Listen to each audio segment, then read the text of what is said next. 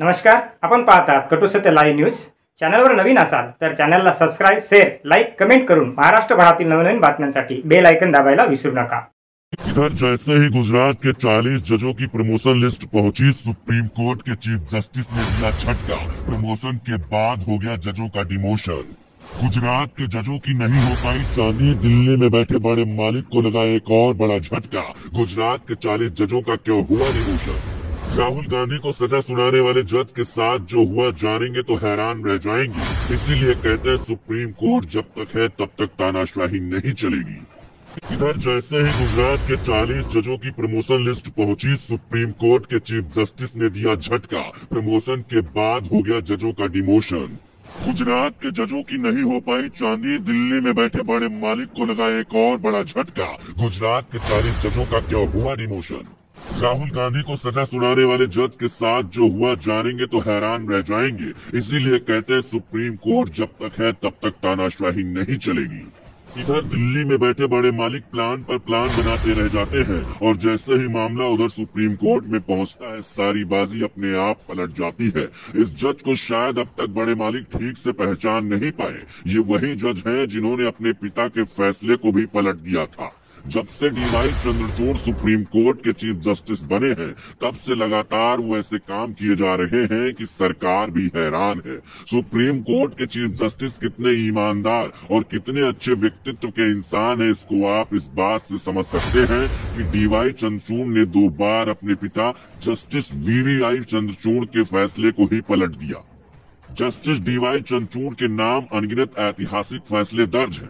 यही वजह है कि जब ये सुप्रीम कोर्ट के सामने से गुजरते हैं तो उन्हें देखकर हर एक आदमी का सिर इनके सम्मान में झुक जाता है। लेकिन ये इज्जत इन्होंने कमाई है। असल में डीवाई चंद्रचूड़ ने पूरे सिस्टम को हिलाकर रख दिया है।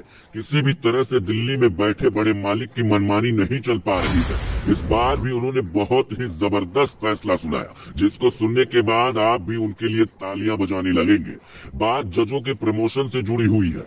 गुजरात हमेशा से नरेंद्र मोदी का गढ़ रहा है और लंबे वक्त से यहाँ पर बीजेपी की सरकार है। कुल मिलाकर यहाँ पर मोदी सरकार का सबसे ज्यादा बोलबाला है। बता दें कि 12 मई को एक याचिका पर सुप्रीम कोर्ट ने सुनवाई की थी, जिसमें कम सीनियर जजों को प्रमोशन देने की बात थी। गुजरात के जिला जज कैडर में सीनियोरिटी कम मेरिट आधार पर हुए प्रमोशन पर इसीलिए सुप्रीम कोर्ट ने रोक लगा दी। इतना ही नहीं, जिन जजों का प्रमोशन हुआ था उनका डिमोशन कर दिया गया। ऐसा इसलिए हुआ क्योंकि प्रमोशन के लिए जितनी सीनियरिटी होनी चाहिए थी उतनी नहीं थी। यानी एक बार फिर किसी भी तरह से मनमानी सुप्रीम कोर्ट के आगे नहीं चल सकी। जैसे ही सुप्रीम कोर्ट का आदेश पहुंचा, गुजरात हाई कोर्ट अलर्ट हो गया और उसने तुरंत प्रमोशन पाए जजों को उनके पुराने पद पर भेजने का नोटिफिकेशन जारी कर दिया।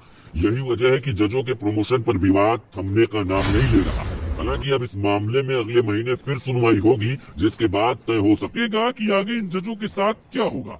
अब आपको बताते हैं कि राहुल गांधी को जिसने सजा सुनाई थी उस जज के साथ क्या हुआ। इसको जानने के बाद आप इस सुप्रीम कोर्ट के लिए तालियां बजाएंगे। दरअसल राहुल गांधी को आपराधिक मानहानि से जुड़े मामले में सजा देने वाले जज हरीश हसमुख भाई वर्मा को प्रमोशन दिया गया। ऐसा इसलिए हुआ क्योंकि हसमुख भाई वर्मा प्रमोशन वाली मेरिट के दायरे में आ रहे थे, जिससे एक बात तो साफ हो गया कि सुप्रीम कोर्ट किसी भी तरह से भेदभाव नहीं कर रही है।